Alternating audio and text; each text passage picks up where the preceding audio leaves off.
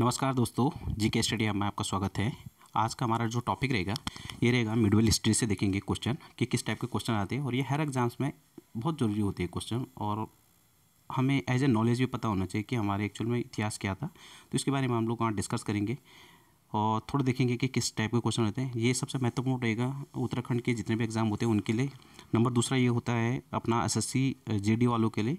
जो भी बच्चे इसे देख रहे हैं तो एसएससी जीडी वाले स्पेशली या एसएससी जेई इन एग्ज़ाम में काफ़ी पूछा जाता है। मतलब एसएससी का बहुत फेवरेट सब्जेक्ट है कि यहाँ से क्वेश्चन आता है, वैसे ये ओवरऑल हर एग्ज़ाम के लिए। तो आज का जो टॉपिक रहेगा ये गुलाम वंश, खिलजी वंश, तुगलक वंश, सैयद वंश और लोधी वंश, इनसे हम देखेंगे किस टाइप के क्वेश्चन पढ़ते हैं। तो पहले क्वेश्चन है जैसे इसमें देखेंगे कि इसमें कह रहा है कि कहने का मतलब है, देखो क्वेश्चन का फ्रेम कैसा होता है कि चेंज करते हैं। इनमें लिखा है कि 712 में, लगभग 712 में सिंध पर विजय प्राप्त की थी। तो किसने की थी? औरंगजेब ने। अब बात आती है कि औरंगजेब ने एक्चुअल में क्या हुआ था कि 712 में पहली बार जब इनको विजय मिली थी सिंध पर औरंगजेब को, तो ये मिली थी 712 में। तो ऐसा क्वेश्चन भी हो सकता था कि अगर डायरेक्ट क्वेश्चन बनाए हम कि औरंगजेब ने सिंध पर, औरंगजेब ने सिंध पर कब विजय प्राप्त की, तो यह होता 712। लेकिन थोड़ा क्वेश्चन घुमाया, लैंग्वेज बदली और क्वेश्चन इस टाइप को बना। तो औरंगजेब ने सिंध पर विजय कब मिली थी, तो ये मिली थी 712 में। अब ये पहला पहला सफल आक्रमण था इनका, सबसे औरंगजेब का जो था ना, ये सबसे पहला सफल आक्रमण था इन वजह से। अब ये एक बात आती है कि इस समय सिंध में शासन कौन कर रहा था। सिंध में इस समय शासन जो था वो था दाहिर का शासन था सिंध पर। तो ये है। नेक्स्ट हम देखते हैं चंदावर के युद्ध में मोहम्मद गोरी द्वारा पराजित किया गया था। किसको किया गया था? जयचंद को किया गया था। अब मोहम्मद गोरी और जयचंद के बीच जो युद्ध हुआ था, ये कब हुआ था? 1194 में। कब हुआ था? 1194 में। तो इसमें किसको पराजित किया था? मोहम्मद गोरी द्वारा, तो जयचंद को। अच्छा, मोहम्मद गोरी के द्वारा एक दो युद्ध इसमें बहुत महत्वपूर्ण है जो लड़े गए थे। एक है त्राइन का है। तो त्राइन का जो प्रथम युद्ध था ना, जो त्राइन का प्रथम युद्ध था वो लड़ा गया था 1191 में मोहम्मद गोरी और पृथ्वीराज चौहान के बीच में। मोहम्मद गोरी और पृथ्वीराज चौहान के बीच में, जिसमें पृथ्वीराज चौहान जीत जाता है। और जो द्वितीय त्राइन का युद्ध लड़ा गया था वो लड़ा गया था 1192 में, और जिसमें क्या होता है, मोहम्मद गोरी और पृथ्वीराज चौहान के बीच में होता है। लेकिन मोहम्मद गोरी इसमें क्या करता है? पृथ्वीराज चौहान को हरा देती है। ठीक। नेक्स्ट है इब्न बतूता। सीधा क्वेश्चन पढ़ेंगे हम, लैंग्वेज में नहीं जाएंगे। तो इब्न बतूता कहने का मतलब है कहाँ का निवासी था, तो ये था मोरक्को का। तैमूरलंग ने भारत पर आक्रमण कब किया था, तो ये था 1398 में। बहुत बार क्वेश्चन आता रहता है ये भी। किसके शासनकाल में चंगेज खान के अधीन मंगोलों ने भारत पर आक्रमण किया था, तो इल्तुतमिश के। अब बात आती कि इल्तुतमिश एक बहुत ही पढ़ा लिखा और सबसे शिक्षित शासक भी यही था, इल्तुतमिश, दिल्ली सल्तनत में। ठीक। अब इसमें आता है कि एक क्वेश्चन ये भी आता है कि इसका कार्यकाल कब से कब तक, तो ये था 1211 से लेकर 1236 तक। 1211 से लेकर 1236 तक। और हम बात करते हैं इल्तुतमिश की। तो इल्तुतमिश पहला ऐसा था जिसने लाहौर से अपनी राजधानी क्या, दिल्ली भी स्थानांतरित की थी। तो किसने की थी? इल्तुतमिश ने। नेक्स्ट है मध्यकालीन भारतीय शासकों में से अपनी बाजार नियंत्रण नीतियों के लिए जाना जाता है। तो किसको जाना जाता है? अलाउद्दीन खिलजी को। शेख ख्वाजा कुतुबुद्दीन बख्तियार काकी की दरगाह स्थित है, तो यह है दिल्ली में। जियाउद्दीन बरनी के लेखक थे, तो ये थे तारिक-ए-फिरोज़शाही। तो इसने क्या लिखी थी? तारिक-ए-फिरोज़शाही। नेक्स्ट हम देखते हैं वह भारतीय शासक जिसने इब्न बतूता को काजी या दिल्ली का न्यायाधीश नियुक्त किया था, यह है मोहम्मद बिन तुगलक। नेक्स्ट है इल्तुतमिश के शासनकाल में सल्तनत की राजधानी कहाँ थी, यानी सल्तनत काल की राजधानी कहाँ थी, तो ये थी दिल्ली में। लेकिन इससे पहले कहाँ थी? लाहौर में। दिल्ली कौन लाया था? इल्तुतमिश लाया था। दिल्ली सल्तनत का वह सुल्तान जिसने अपनी राजधानी दिल्ली से आगरा स्थानांतरित की, तो ये था सिकंदर लोदी। भारत के इतिहास में दिल्ली सल्तनत काल के नाम से समय अवधि किया था, मतलब जो दिल्ली का सल्तनत काल है इसकी अवधि कब से कब है, तो कहने का मतलब है 1206 से लेकर 1526 ईस्वी तक। नेक्स्ट है भारत पर शासन करने वाला पहला मुस्लिम राजवंश कौन था? ये था गुलाम वंश। तो सबसे पहले कौन था? गुलाम वंश। और नेक्स्ट है पहला मुस्लिम शासक जिसका साम्राज्य भारत और सुदूर दक्षिण सहित संपूर्ण भारत में फैला था, वो था अलाउद्दीन खिलजी। मोहम्मद गौरी का वह गुलाम जो अपने स्वामी की मृत्यु के बाद शासक बना और उसने गुलाम वंश की स्थापना की थी, ये की थी कुतुब-उद-दीन ऐबक ने की थी। नेक्स्ट है अलाउद्दीन खिलजी के शासनकाल में राज्यपाल था, तो ये थे गयासुद्दीन तुगलक। इसमें ज़्यादा एक्स्ट्रा ना करते हुए सीधा सीधा हमें से पढ़ते हैं क्योंकि ये बहुत लंबा है, कोशिश करेंगे कि एक ही वीडियो में से पूरा कवर किया जाए। नेक्स्ट है तैमूर द्वारा 1398 ईस्वी में किए गए आक्रमण को देखा गया था तुगलक साम्राज्य के अंत के रूप में। सैयद राजवंश की स्थापना की थी खिज़र खान ने की थी। किसने की थी? खिज़र खान ने की थी। दिल्ली के सिंहासन पर बैठने वाली पहली और एकमात्र मुस्लिम महिला थी रजिया बेगम थी। कोई बता सकता है तो बताइए कि इसका कार्यकाल कब से कब तक था। नेक्स्ट है सूफी संत ख्वाजा कुतुबुद्दीन बख्तियार काकी के नाम पर रखा गया था कुतुब मीनार रखा गया था। कुतुब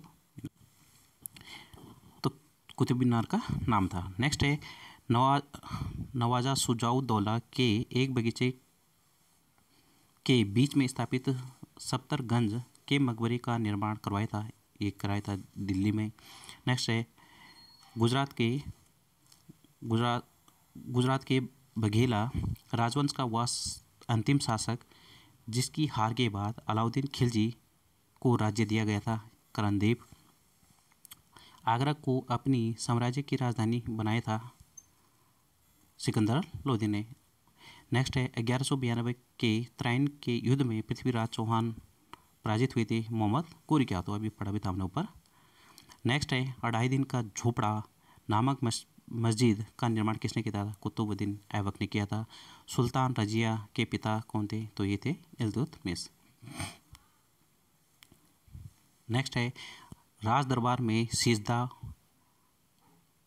आता है ये क्वेश्चन कि सिजदा और पेवास क्या था ये, है ना।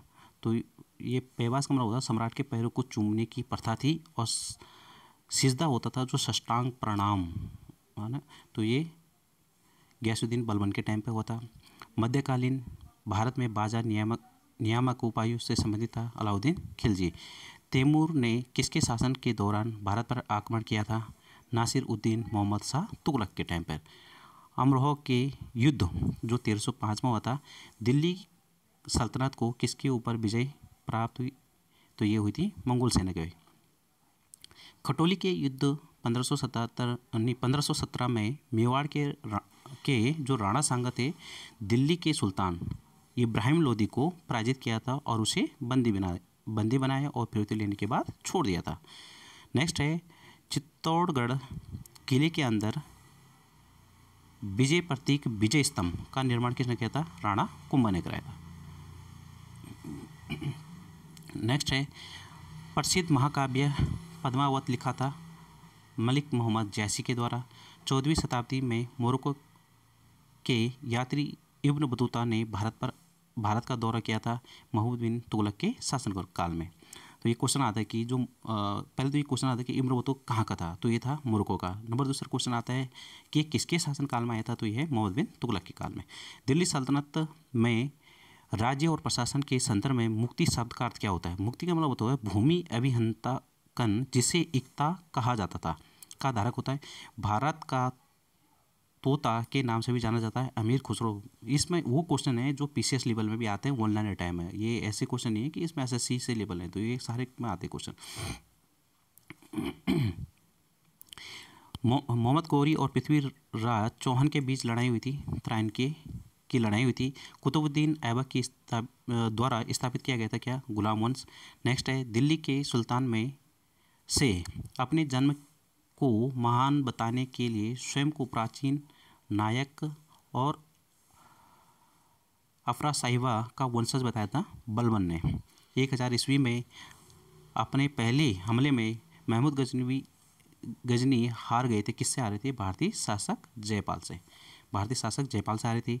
नेक्स्ट है इल्तुतमिश के शासनकाल के दौरान विशेष मुगलों को सैन्य सेवा के लिए खरीदा जाता था, जिन्हें किस नाम से जानते थे? तो इसे बंदगान के नाम से भी जाना जाता था। नेक्स्ट है सिकंदर लोदी के शासनकाल में बनी थी, तो ये है मोट की मस्जिद। भारत में स्थापित राजवंश का सही क्रम है खिलजी, सबसे पहले था खिलजी, मतलब खिलजी, तुगलक और सैयद और लोदी, और इससे पहले कौन था गुलाम, है ना। तो अगर गुलाम लगा देता तो फिर पहले आ जाएगा गुलाम वंश, खिलजी वंश, तुगलक वंश, सैयद वंश और लोदी वंश। तो इस टाइप का इनका होता। आगरा का किला बनवाया था, किसने बनाया था? तो मुगल सम्राट अकबर ने बनाया था। दिल्ली का पहला सैयद शासक कौन था? खिज्र खां था। नेक्स्ट है 15वीं शताब्दी में, ये विजयनगर से पढ़ लेते हैं हम थोड़ा क्वेश्चन। 15वीं जो शताब्दी थी, तो इसमें विजयनगर जो साम्राज्य बसाया था, तो ये किसने? विजयनगर साम्राज्य शहर के सबसे महत्वपूर्ण विवरण एक जिक्र अब्दुल और रज्जाक समरकंदी प्राप्त हुई थी। अब ये आता है कि विजयनगर साम्राज्य एक्चुअल में किसने बसाया था। एक क्वेश्चन आ गया है, तो इसे अभी बाद में देखेंगे। वह शासक जिसके शासनकाल में फारसी यात्री अब्दुल रजाक भारत आया था, तो ये देवराय सेकंड के टाइम पे। विजयनगर कला का सबसे अच्छा उदाहरण क्या था? हम्पी। तो विजयनगर के एक्चुअल में क्या राजधानी उस समय कहाँ थी? हम्पी में थी। बहमनी साम्राज्य का संस्थापक था हसन गंगू, और वाडियार राजवंश का शासन था मैसूर में। चार मीनार स्थित है हैदराबाद में। गोल गुंबज स्थित है विजयपुरा में। नेक्स्ट है दक्षिण भारतीय वंश विजयनगर साम्राज्य स्थापित किया गया था हरिहर फर्स्ट के द्वारा। अभी ऊपर पूछा था हमने, हरिहर फर्स्ट, और इसका एक भाई होता है बुक्का। लेपाक्षी में स्थित मंदिर अपने झूलते हुए स्तंभों के लिए प्रसिद्ध है। विजयनगर शैली में इसे निर्मित किसने किया था? तो ये वीरभद्र, तो जिसे वीरभद्र मंदिर भी कहा जाता है। नेक्स्ट है अलकनंदा और मंदाकिनी का संगम, ये रुद्रप्रयाग में, ये अपना उत्तराखंड से रिलेटेड क्वेश्चन हो गया। देखो क्वेश्चन कहीं भी आ जाते हैं, एसआई सीपीओ में पूछा गया क्वेश्चन है। मध्यकालीन भारत के संदर्भ में सही युग में, तो ये एक्चुअल में युग में सम्मिलित करने वाला क्वेश्चन था, तो इसमें खाली दे रखा है, ये उस टाइप का क्वेश्चन है। तो इसमें पुर्तगाल का था द्रोतो बारवोसो। इस सर्वाधिक रूढ़िवादी सूफी संप्रदाय था नक्शबंदी। नेक्स्ट है विजयनगर की प्राचीन राजधानी हम्पी स्थित थी, जो हम्पी अभी वर्तमान का है कर्नाटक। ठीक, अब देखते हैं हम लोग मुगल काल। थोड़ा मुगल काल के बारे में भी जान लेते हैं। मुगल काल में आज ज़्यादा देखेंगे, नहीं तो वीडियो बहुत लंबा होता है। तो मुगल काल में है जैसे बाबर, हुमायूं, शेरशाह, अकबर, जहांगीर, शाहजहाँ और औरंगजेब। और ये भी क्वेश्चन आता है कि मुगल काल कौन, उस समय जब अंग्रेज यहाँ आए थे तो उस समय एक्चुअल में कौन शासक था, है ना? अकबर था, जहांगीर था, ये कौन था? तो आए तो थे वो अकबर के टाइम पे, लेकिन जो उन्होंने फैक्ट्री वगैरह स्थापित की थी वो जहांगीर के टाइम पे है। नेक्स्ट है फ्रांस का रहने वाला फ्रांकोइसो बर्नियर सम्राट डैश के जेठ पुत्र थे, तो ये शाहजहाँ के ज्येष्ठ पुत्र थे और दारा सिकोह के चिकित्सक के रूप में मुगल दरबार में जुड़ा हुआ था। नेक्स्ट है उपनिषद का संस्कृत से फारसी भाषा में अनुवाद करने वाला का सिरा जाता है दारा सिकोह ने। अब आते हैं क्वेश्चन की उपनिषद का संस्कृत से फारसी में अनुवाद किया था दारा सिकोह ने। मलबे की चिनाई से बनी सबसे ऊंची मीनार जिसकी ऊंचाई है 73 मीटर, ये कुतुब मीनार है। और ये उत्तराखंड में भी पूछा गया था कि कुतुब मीनार की ऊंचाई कितनी है। नेक्स्ट है कनौज की लड़ाई कब लड़ी गई थी, तो ये है 1540 में लड़ी गई थी। नेक्स्ट है मुगल शासन के संदर्भ में जब्त शब्द संदर्भित करता है, तो यह है राजस्व प्रणाली को। नेक्स्ट है भारत के मध्ययुगीन काल के विद्वान अबुल फजल दरबारी थे किसके? तो अबुल फजल आता है कि अबुल फजल किसके दरबारी कवि थे, तो ये थे अकबर के। मुगल शासन संभालने से पहले शाहजहाँ को कहा जाता था खुर्रम, है ना। वह प्रसिद्ध मुगल सम्राट जो मयूर सिंहासन से संबंधित है, यह है शाहजहाँ।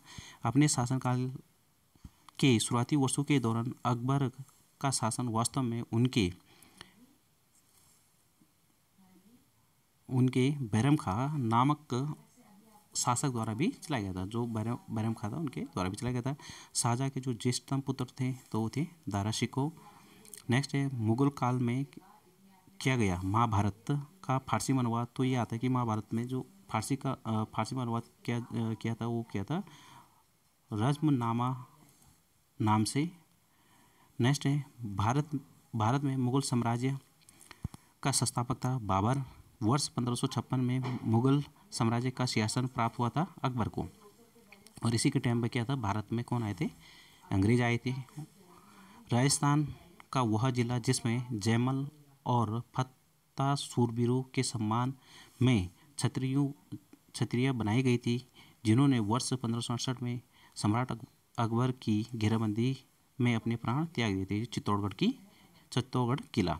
जात और सवार किस प्रशासनिक प्रणाली से संबंधित है, मनसबदारी प्रणाली। अब ये मनसबदारी पढ़ना पड़ेगा, तभी जाके पता होता है कि मनसबदारी क्या थी एक्चुअली, है ना। तो ये इन्होंने खाली शब्दावली पूछी थी।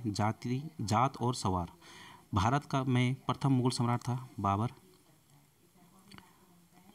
नेक्स्ट है अकबर के बाद सत्ता संभालने वाले उनके पुत्र सलीम को जहांगीर का खिताब मिला था, और जिसका अर्थ है विश्व विजेता। हुमायूं का उत्तराधिकारी जिसका जन्म हुमायूं के निर्वासन काल में हुआ था, वह उत्तराधिकारी 13 वर्ष, जब वो 13 वर्ष का था तब उसके पिता की मृत्यु हो गई थी। वो कौन था, अकबर था।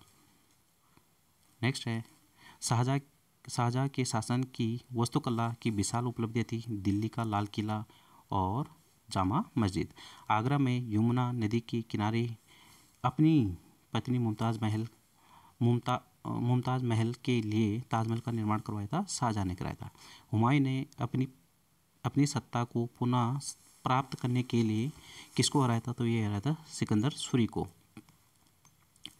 नेक्स्ट है मुगल साम्राज्य क्षेत्र के मामले में अपने चरम पर पहुंचा था औरंगजेब के टाइम में। जहांगीर ने मेहर उन निसा से निकाह किया था, जिसे उन्होंने उपाधि दी थी नूरजहां। क्या नाम दी थी, नूरजहां। तो आता है कि जहांगीर की पत्नी का नाम क्या है, तो ये नूरजहां। इस टाइप का ऑप्शन भी आया था, उत्तराखंड में बहुत बार पूछा गया क्वेश्चन है। लगभग 50 वर्ष शासन करने के पश्चात अकबर की जो मृत्यु हुई थी 1605 में हुई थी। उसे आगरा से बाहर सिकंदरा में दफनाया गया था। तो दोस्तों आज के लिए इतना ही देखते हैं हम, क्योंकि वीडियो काफ़ी लंबा होता है। तो आज के लिए धन्यवाद। बाकी जो आगे का बचा हुआ है इसे हम कंटिन्यू करेंगे नेक्स्ट वीडियो में। अगर आपको अच्छा लगेगा तो ज़रूर इसे शेयर करिए। और जो एसएससी जीडी और उत्तराखंड के जो भी बच्चे एग्जाम की तैयारी दे रहे हैं, तो कम से कम यहाँ से तो ज़रूर क्वेश्चन बनते हैं, तो ज़रूर इसे देखना ना भूलें। धन्यवाद।